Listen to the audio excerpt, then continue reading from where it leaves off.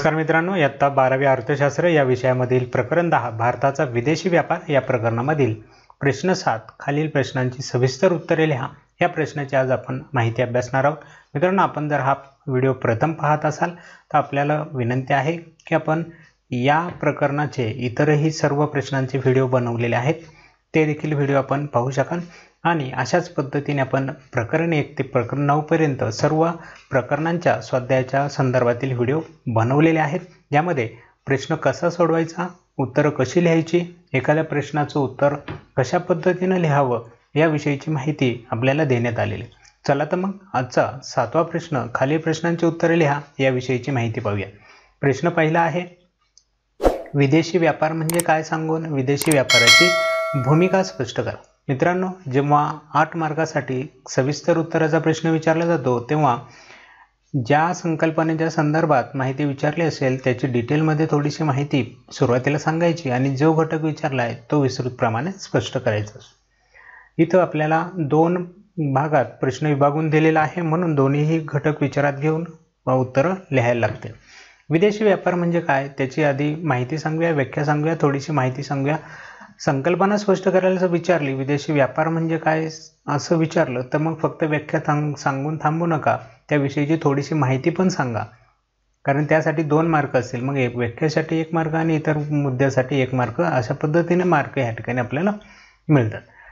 व्याख्या लिहूयात, विविध देशातील रहिवाशांमध्ये चालणाऱ्या व्यवहारांचा समावेश आंतरराष्ट्रीय व्यापारामध्ये होतो, त्यालाच आपण विदेशी व्यापार असं म्हणतोय।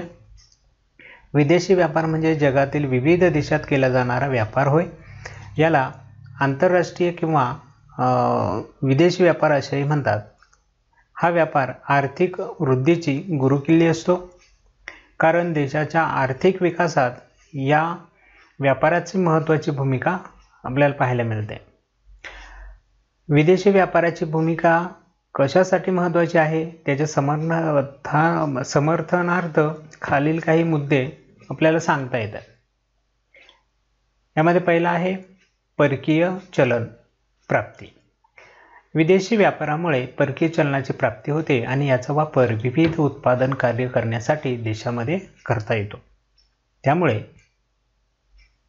परकीय व्यापार या ठिकाणी महत्त्वाचा ठरतो। दुसरा आहे गुंतवणूक प्रोत्साहन। विदेशी व्यापार देशांतर्गत बाजारपेठेच्या पलीकडे जाण्याची उत्पादकांची संधी निर्माण करून देतो, त्यांना निर्यातीसाठी अधिक उत्पादन करण्यास प्रोत्साहन मिळते, त्यामुळे देशातील गुंतवणुकीचं प्रमाण मोठ्या प्रमाणे वाढतं। त्यानंतर तिसरं भूमिका आपल्याला सांगता येते श्रम विभागणी आणि विशेषीकरण। विदेशी व्यापारामुळे जागतिक पातळीवरती श्रम विभागणी आणि विशेषीकरण होत असतं, कारण ज्या देशात मुबलक साधन संपत्ती उपलब्ध आहे ते देश त्या साधन संपत्तीचा वापर कच्चा माल म्हणून करतात आणि मोठ्या प्रमाणामध्ये उत्पादन करतात। ज्या देशांकडे उत्पादन करण्याची क्षमता नसते ते देश तो कच्चा मालच परकीय बाजारपेठांमध्ये निर्यात करून मोठ्या प्रमाणामध्ये उत्पादन वाढीसाठी उपयोगी ठरत असतं, म्हणून विशेषीकरण हे देशाला लाभ देणारं ठरतं। त्यानंतर आहे संसाधनांचे पर्यायी वापर आणि उपयोग त्याचा। विदेशी व्यापारामुळे दुर्मिळ संसाधने जे असतात, जे देशामध्ये उपलब्ध नाही आहेत, अशी संसाधनं आपल्या देशाला मिळतात। वस्तूंच्या उत्पादकाकडे ती वळवली जातात, म्हणजे जिथं गरजेचं आहे तिथं ती पोहोचवली जातात, ज्यापासून महत्तम लाभ प्राप्त होतो। अशा प्रकारे विदेशी व्यापारामुळे आंतरराष्ट्रीय लाभ आपल्याला या ठिकाणी मिळताना पाहायला मिळतात। त्यानंतर 5 आहे किंमत पातळीतील बदल किंवा त्यामध्ये होणारे जे काही प्रमाण आहे त्याचं। विदेशी व्यापारामुळे मागणी व पुरवठा यांची स्थिती स्थिर राहते, किंमत पातळी स्थिर राहते, पर्यायाने अर्थव्यवस्थेतील किंमत पातळी देखील स्थैर्य निर्माण होतं। हे स्थैर्य निर्माण होण्यापाठीमागचं मूळ कारण आहे की विदेशी व्यापारामुळे देशात जर एखाद्या वस्तूची कमतरता निर्माण झाली तर मोठ्या प्रमाणात किंमत वाढू शकते, परंतु अशा वस्तू आपण विदेशी व्यापारातून आयात करून किमतीवरती कंट्रोल ठेवून देशातली किंमत पातळी स्थिर ठेवता येते। त्यानंतर आहे बहुविध पर्यायांच्या उपलब्धता. देशामध्ये जर काही गोष्टी नसतील तर विदेशी व्यापारामुळे ग्राहकांना पाहिजे त्या वस्तू, विविध प्रकारच्या वस्तू उपभोगायला मिळतात. त्यामुळे विदेशी व्यापार तीव्र स्पर्धात्मक स्वरूपाचा असल्यामुळे तो गुणात्मक आणि दर्जात्मक वस्तू देखील ह्या व्यापारातून निर्माण होतात आणि त्या ह्या ठिकाणी आपल्याला उपभोगायला मिळतात.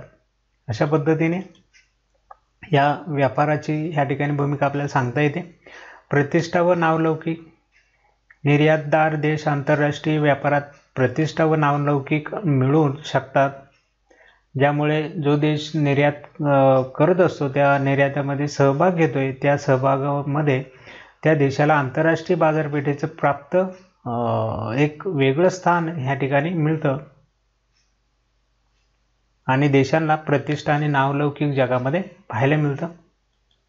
अशा पद्धतीने आपल्याला विदेशी व्यापाराची भूमिका स्पष्ट करता येईल. दुसरा प्रश्न आहे मित्रांनो, आंतरराष्ट्रीय निर्यातीतील अद्ययावत कल स्पष्ट करा. भारताच्या निर्याती संदर्भात प्रश्न विचारला आहे, म्हणून निर्यातीचा कल म्हणजे काय आधी आपण सांगूयात. एका देशाने इतर देशांना विक्री केलेल्या वस्तू, त्या वस्तूंचे एकूण परिमाणे, त्या वस्तूंसाठी मिळालेले मूल्य इत्यादी बाबतीत दर्शवणारा जो कल आहे त्याला आपण विदेशी व्यापाराचा निर्यात कल असं म्हणतोय. भारताच्या निर्यातीतील अद्ययावत कल स्पष्ट करायला सांगितलंय, त्याची माहिती बघूया. 1. अभियांत्रिकी वस्तू.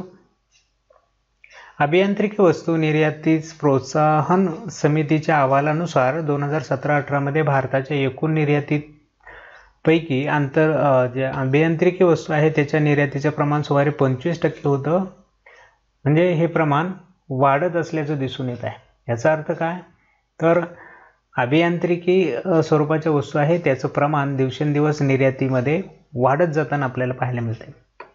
दुसरं, पेट्रोलियम पदार्थांच्या उत्पादनांच्या संदर्भामध्ये 2001 ते 2 पासून भारतातील तेल शुद्धीकरणा संदर्भात महत्त्वपूर्ण बदल झाल्याचं आपल्याला दिसून येते. त्यामुळे पेट्रोलियम शुद्धीकरण उत्पादनाचा मोठा निर्यातदार म्हणून भारताची देखील ओळख होऊ लागलेली आहे. त्यामुळे या मार्गाचा निर्यातीत पेट्रोलियम उत्पादनाच्या निर्यातीत 4.3% वरून 20.1% वाढ झालेली आहे. झपाट्याने वाढलेलं आहे भारताचं पेट्रोलियम उत्पादन क्षेत्र. त्याचा परिणाम ह्या ठिकाणी आपल्याला भारताच्या निर्यातीच्या कलावरती झालेला दिसून येतोय. त्यानंतर तिसरं आहे रसायने आणि रासायनिक उत्पादने. गेल्या काही वर्षात भारताने मोठ्या प्रमाणात रसायने आणि रासायनिक उत्पादनांची निर्यात केलेली आहे. सद्यस्थितीत भारताच्या एकूण निर्यातीपैकी या क्षेत्राचा सुमारे 10.4% एवढा वाटा आपल्याला पाहायला मिळतो. त्यानंतर चौथा आहे रत्ने आणि दागिने.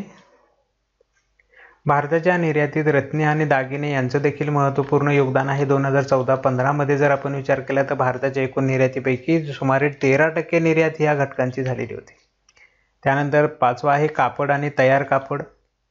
2014-15च्या भारताच्या एकूण निर्यातीपैकी कापडाच्या तयार कापड आणि जे साधं कापड आहे त्याच्या सुमारे 11.3% एवढी निर्यात ह्या कापड उद्योगांच्या संदर्भात होती आणि कापड निर्यात करण्याच्या बाबतीत संपूर्ण जगामध्ये अग्रस्थानी भारत आहे. त्यामुळे हे एक निर्यात भारताची मोठ्या प्रमाणात आपल्याला होताना दिसते. अशा प्रकारे मित्रांनो ह्या दोन्ही प्रश्नांची उत्तर आपण ह्या ठिकाणी अभ्यासलेले. सविस्तर उत्तरे त्यामध्ये 2 प्रश्न होते. जो प्रश्न लिहित असताना घटक जे आहे त्या घटकांच्या संदर्भात मुद्दे असतील तर ते मुद्दे लिहायला काही प्रॉब्लेम नाही आहे, पण त्या प्रश्नाचं उत्तर लिहिताना एक काळजी घ्यायची की जो घटक विचारलेला आहे त्याच्या संदर्भातली आधी व्याख्या लिहायची आणि मग त्या संदर्भातील घटकांची माहिती सांगायला सुरुवात करायची. ठीक आहे, चला तर मित्रांनो मग आजचा व्हिडिओ या ठिकाणी थांबूया. भेटूया आपल्या पुढच्या नवीन व्हिडिओमध्ये अशाच पद्धतीने आपल्यासाठी महत्त्वाच्या असणाऱ्या व्हिडिओंची माहिती घेऊन. तोपर्यंत